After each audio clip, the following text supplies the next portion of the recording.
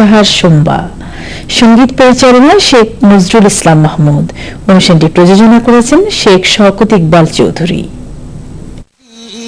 যাব আমি জীবনে একবার মদিনা যাব, মদিনা যাব, মদিনা যাব, আমি নবীজির কদমে সালাম জানাবো, সালাম জানাবো, সালাম জানাবো, আমি নবীজির কদমে সালাম জানাবো, আমি জীবনে একবার মদিনা যাব।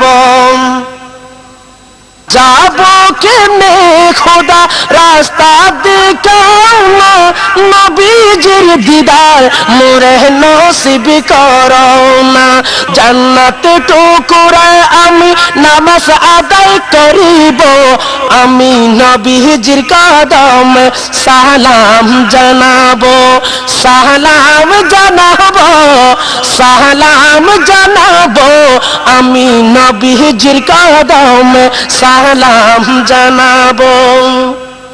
প্রিয় দর্শক, আসসালামু আলাইকুম। পবিত্র আখেরি চাহার সোমবার উপলক্ষে বিশেষ অনুষ্ঠান গোসলে চাহার সোমবার। আমাদের নবীজি ৬৩ বছর বয়সে দুনিয়া থেকে বিদায় নিয়েছিলেন। সমগ্র আরব জাহান নীরব নিস্তব্ধ। সোমবার সুবে সাদিকের বেলালের আজানের পরে সবাই নামাজ আদায় করলেন। নবীজি অসুস্থতার কারণে ইশারায় নামাজ আদায় করলেন।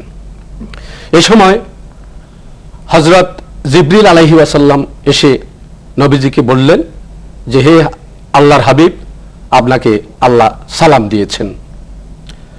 এ সময় আজরাইল এসে হাজির। ওনার জান নিয়ে যাবেন। মা ফাতেমা অঝরে কাঁদতেছেন। মা ফাতেমাকে নবীজি বললেন, তুমি কেঁদো না, আমার মৃত্যুর পরে আমার পরিবারের সবার আগে তোমার সাথে দেখা হবে। তো মা আয়েশা বর্ণনা করেন যে নবীজি যখন দুনিয়া থেকে বিদায় নিচ্ছেন, ঠিক ওর আগে ওনার ঘরের বাতিটিও তেলের অভাবে নিভে গেল। এটার অর্থ হলো এটাই যে নবীজির ধন সম্পদ এমনিভাবে রেখেছিলেন যে উনি যাওয়ার সময় ওনার ঘরের কুপির তেল কিনার পর্যন্ত ছিল না, সামর্থ্য ছিল না।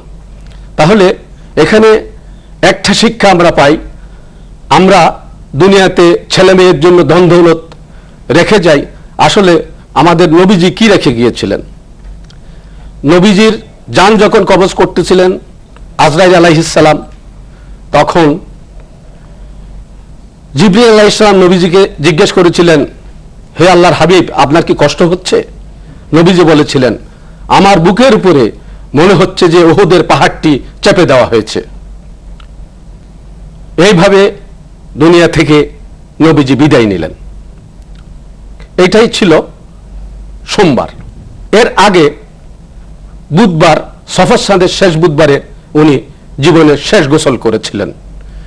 এই গোসলটা আমরা পালন করি আখেরি চাহার সোমবার গোসল হিসাবে।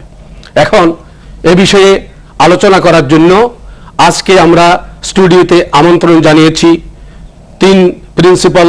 আমার ডানে আছেন আলামিন বারিয়া কামিল মাদ্রাসার প্রিন্সিপাল মোহাম্মদ ইসমাইল নোমানী। তারপরে উপস্থিত আছেন জামিয়া আহমদিয়া সুন্নিয়া মহিলা ফাজিল মাদ্রাসার vice principal doctor Saiful Alam. আসসালামু আলাইকুম।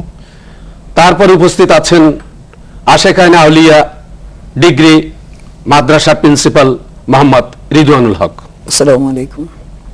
আজকে এই অনুষ্ঠানে আমরা আখেরি চার সোমবার তিনটি দিক নিয়ে আপনারা তিনজনের কাছে জানতে চাইব।